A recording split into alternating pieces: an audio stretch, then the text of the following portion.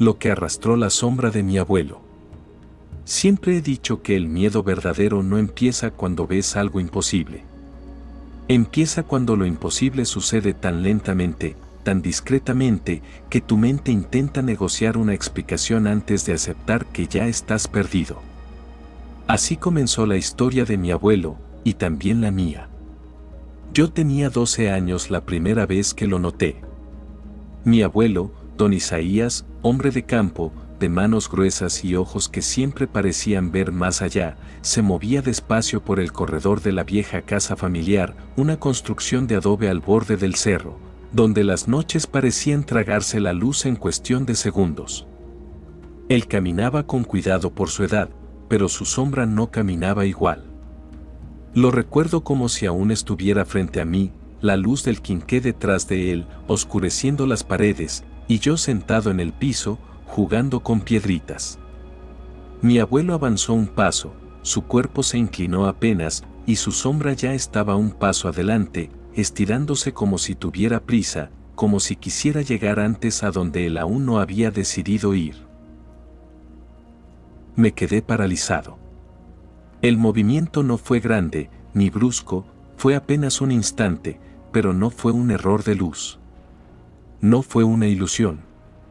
Sentí, por primera vez, la certeza de que había visto algo prohibido. Y lo peor fue que él lo supo. Sin voltear, sin detener su andar torcido, dijo con esa voz rasposa que ya parecía hecha de tierra: «No la mires demasiado, ella se acostumbra».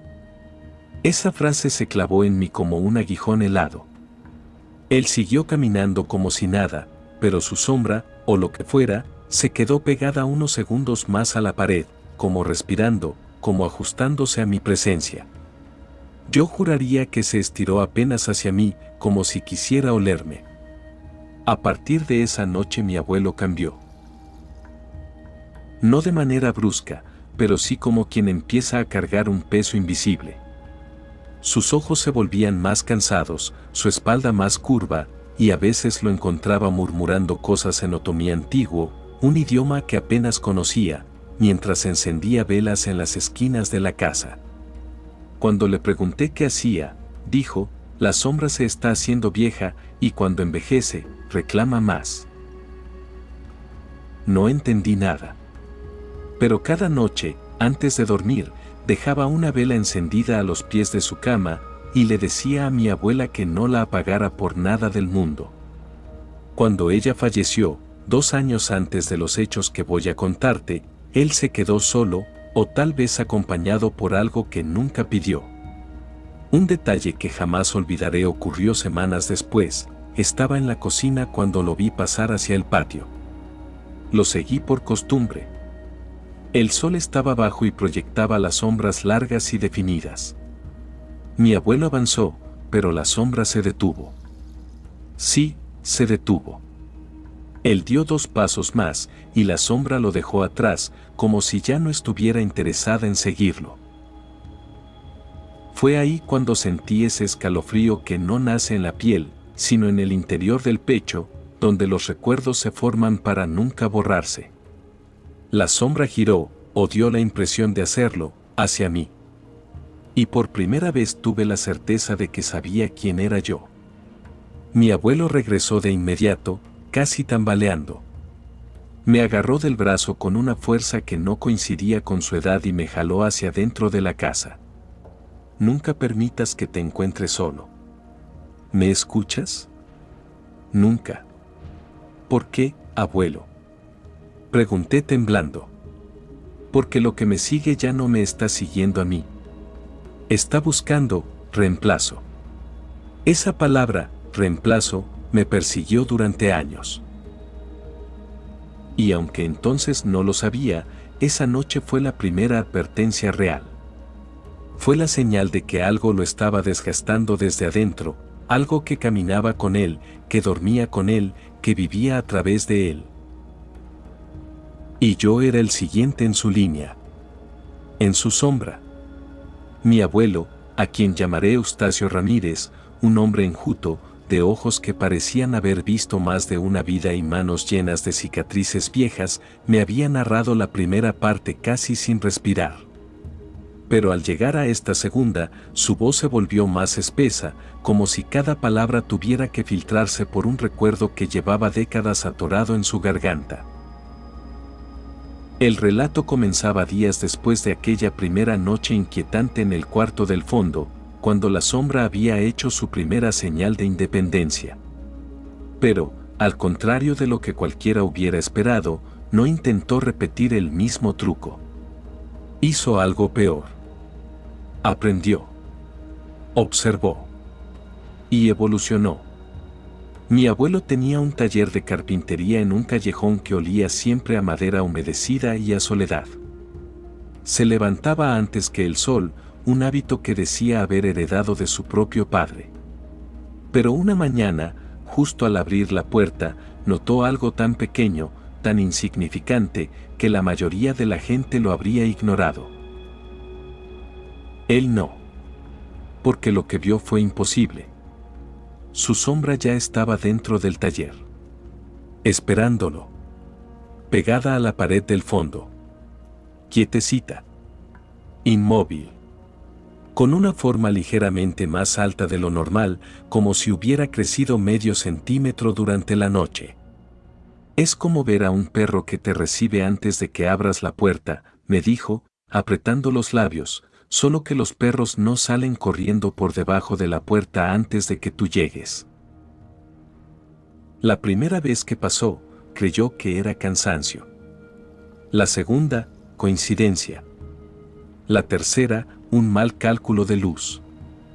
Pero cuando ocurrió por 10ª vez, ya no quedaban explicaciones sanas a las que pudiera aferrarse. En cada ocasión, su sombra se adelantaba. Llegaba primero. Y lo recibía en lugares donde no debería estar. A veces dentro del taller. A veces en el patio. A veces en el caminito de tierra hacia el molino viejo. En una ocasión, incluso la vio justo en la esquina de la casa del vecino, mirando hacia él, incluso antes de que él doblara la calle. Como si supiera su ruta mejor que él mismo. Como si pudiera predecirlo. Las sombras no se mueven sin su dueño, me dijo con una risa amarga. Pero es así. Y cada vez parecía más ansiosa por adelantarse. La palabra ansiosa me pareció inadecuada. Pero él insistió en usarla. Porque algunas mañanas, la sombra ya no lo esperaba quieta. No. Estaba en movimiento. Como si se hubiera proyectado levantándose de una silla. Como si hubiera estado caminando dentro del taller. Como si hubiera estado explorando su entorno, imaginado cómo sería vivir allí sin él. El evento que confirmó sus sospechas sucedió una tarde lluviosa, cuando el cielo se ponía gris demasiado rápido. Mi abuelo estaba a punto de cerrar el taller. El sol estaba a su espalda. No había forma de que cualquier sombra pudiera adelantarse, pues estaba dentro y apenas una lámpara vieja lo alumbraba desde atrás. Pero cuando tomó su sombrero para salir, se detuvo en seco. Su sombra estaba ante la puerta. Con una postura que él no estaba adoptando, el torso un poco inclinado. La cabeza ligeramente girada. Los hombros tensos hacia adelante. Era la postura de alguien esperando. De alguien listo para moverse. De alguien que, lo dijo entre dientes, tenía intenciones propias. Entonces la lámpara parpadeó. Un parpadeo mínimo. Un instante apenas. Pero suficiente para que la sombra se moviera un paso hacia adelante sin que él diera ese paso. Mi abuelo retrocedió. El suelo crujió. La lámpara volvió a estabilizarse. La sombra regresó a su sitio. Como si nada hubiera pasado. Pero yo lo vi. Y lo sentí. Reaccionó antes que yo. Como si quisiera reemplazarme. Desde ese día, algo comenzó a cambiar dentro de él. No físicamente, todavía, sino en su percepción. Comenzó a notar que, justo antes de dar un paso, algo lo daba por él. Que, antes de voltear la cabeza hacia un ruido, la sombra ya había girado. Que, cuando extendía la mano para tomar una herramienta, veía un micromovimiento extraño, como si su sombra hubiera intentado tomarla primero. A veces, incluso sentía microtirones en los músculos, como si su cuerpo quisiera adelantarse sin su permiso. Era como vivir con un doble del que no tenía control, y que cada día se volvía más rápido. La sombra no solo lo seguía. Lo estaba estudiando. Midiendo sus tiempos. Aprendiendo sus reacciones. Calculando sus movimientos. Hasta que una tarde ocurrió lo que marcó el verdadero punto de quiebre. Mi abuelo caminaba por el pasillo del molino viejo, un corredor estrecho donde la luz se filtraba apenas por una rendija larga en el techo. Allí, cualquier sombra debería proyectarse directamente a un lado, larga y delgada. Pero no. La suya apareció al final del pasillo. Mucho antes de que él llegara. De pie. Esperándolo. Y lo peor, cuando él se detuvo, su sombra no lo imitó. Se quedó allí. Quietecita. Esperando. Como si dijera, ya te alcancé. Y ahora estoy empezando a ir más lejos que tú. Eso fue cuando dejé de dormir, confesó. Porque entendí que si una sombra empieza a llegar antes que tú, pronto va a querer llegar en tu lugar. El abuelo hablaba con la mirada perdida, como si esa parte del recuerdo todavía apretara algo dentro del pecho. Como si la sombra aún supiera dónde encontrarlo. Esta era apenas la segunda parte. La preparación. En la siguiente, la sombra dejará de adelantarse y empezará a entrar. Aquel día el viento parecía más frío, como si el aire mismo presintiera lo que estaba por venir. Mi abuelo, Eustacio, nunca habló mucho de lo que pasó esa noche. Lo hizo con pausas largas, como si al revivirlo, un hielo interno le congelara la voz. Pero yo sé que para él, esa fue la noche en que la sombra dejó de ser una mera copia oscura y se convirtió en algo más, algo peor, una entidad que se atrevió a usarlo, a tomar el control. La historia empieza cuando, tras semanas de sentir que su sombra se adelantaba a sus pasos, como un espía que roba secretos, esa sombra se atrevió a reclamar su cuerpo. No pidió permiso. Simplemente lo tomó. Era una noche sin luna, cerrada, como un pozo negro, y en el taller apenas quedaba una vela encendida. La luz era débil, temblorosa, arrojando figuras danzantes en las paredes. Mi abuelo estaba allí, trabajando en una pieza que necesitaba concentración absoluta, cuando sintió un escalofrío recorrerle la espalda, una presencia que no podía ver pero que llenaba todo el espacio. De repente, su visión se volvió turbia, su respiración pesada. La sombra, esa que siempre lo había seguido, se materializó de un modo que jamás antes había podido. Ya no era solo ausencia de luz, sino algo tangible, opaco, un frío vivo que se agarró a su cuerpo. Intentó gritar, pero no salió sonido. Intentó moverse, pero sus músculos no respondían. Era como si su cuerpo hubiera dejado de pertenecerle. En ese instante, sentí que estaba mirando desde fuera, como un pasajero obligado a ver cómo alguien más manejaba mi vida, me contó. Su sombra empezó a mover sus extremidades. Primero los dedos. Luego los brazos. Un gesto torpe, casi burlón. Comenzó a caminar hacia la puerta sin que él tuviera control alguno. Con cada paso que daba, el frío aumentaba, como si la sombra absorbiera toda la calidez de la habitación y la enterrara en la nada. Intentó luchar. Intentó gritar. pero el silencio y la parálisis eran absolutos. Fue la noche más larga de mi vida, dijo. Y aún no ha terminado. El abuelo recordó que en un momento sintió cómo la sombra jugaba con su cuerpo, haciendo gestos ridículos, movimientos erráticos, como si se estuviera divirtiendo a su costa. Pero también vio algo peor. La sombra intentaba emular sus expresiones, sus muecas, sus arrugas, como una burla macabra. La entidad aprendía su rostro, como aprendía sus pasos antes, pero ahora se apropió de su cuerpo. Y luego, el terror se volvió más real.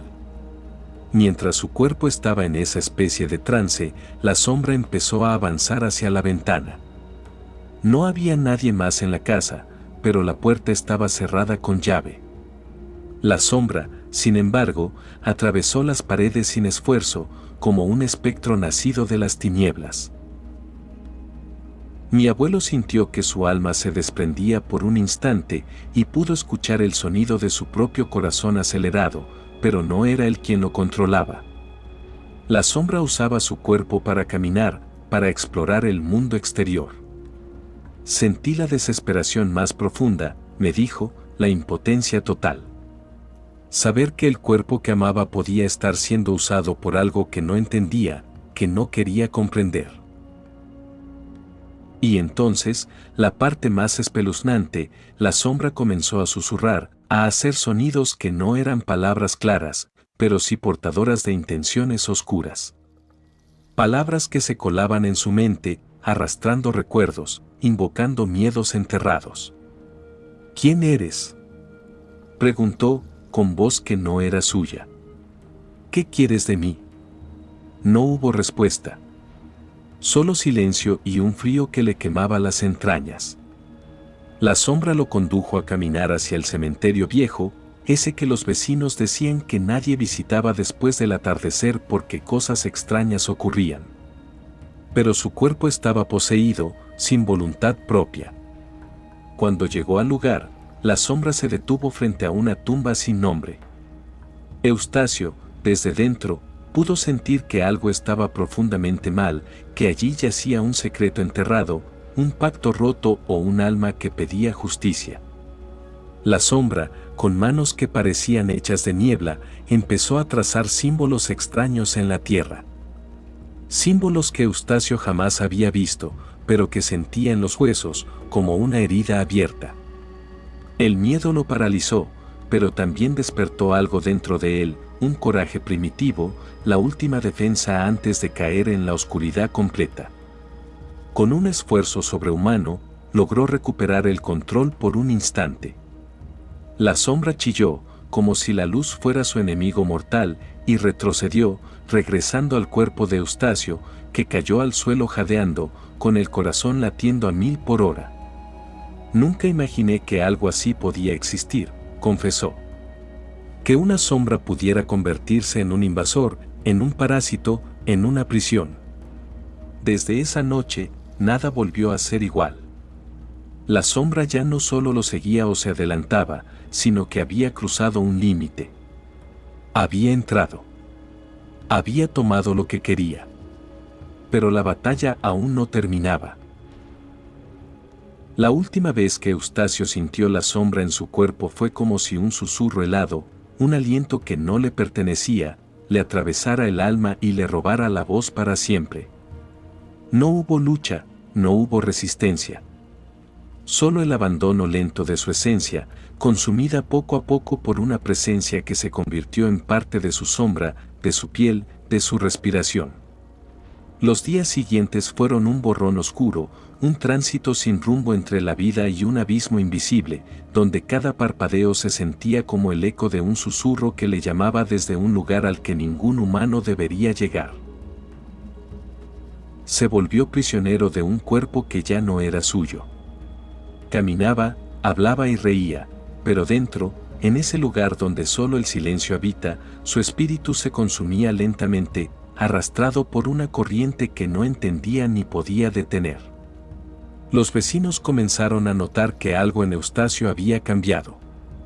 Una mirada vacía, un silencio pesado, una sombra que parecía no reflejar su alma, sino la ausencia total de ella. Pero nadie podía ver lo que yo, su nieto, su confidente, había aprendido a escuchar, el susurro final. Era un sonido que llegaba con la noche, un murmullo que se colaba en las paredes, en los rincones más oscuros, ese susurro que marcaba el paso definitivo de algo que ya no podía ser detenido. Un susurro que no pedía permiso, que no imploraba compasión. Solo reclamaba lo que había tomado, su derecho sombrío y eterno. En las noches más largas, cuando la oscuridad envolvía la casa como un manto pesado, yo me sentaba a su lado y le pedía que me contara lo que veía cuando su cuerpo era un huésped silencioso. Es un vacío, me dijo, una nada que se disfraza de familiaridad. Un eco sin rostro que se alimenta del miedo y la resignación. Pero aún en ese abismo, mi abuelo Eustacio halló un destello de luz. Una fuerza que nació de su último suspiro, de su voluntad indomable, que rompió la prisión invisible para dejar un mensaje grabado en el tiempo y en mi memoria. Un mensaje que ahora comparto contigo, para que no olvides que hay sombras que no se desvanecen con la luz, sino que solo esperan a que bajes la guardia para parpadear con un ritmo distinto al tuyo, para reclamar lo que alguna vez les fue negado. Y es que en esta historia, el verdadero horror no es la sombra que camina detrás de ti, ni el susurro que pone algo dentro de ti. El terror real es entender que, a veces, el parpadeo que no es tuyo ya marcó el paso definitivo. Y que ese susurro final no es el final. Si esta historia te atrapó y sientes ese frío que solo un susurro puede dejar, te invito a que sigas acompañándonos en este canal. Aquí, donde los relatos no solo se cuentan, sino que se viven, donde las sombras tienen voz y las historias se convierten en ecos que despiertan el alma. Suscríbete, comparte y mantente alerta. Porque el siguiente susurro podría estar justo detrás de ti.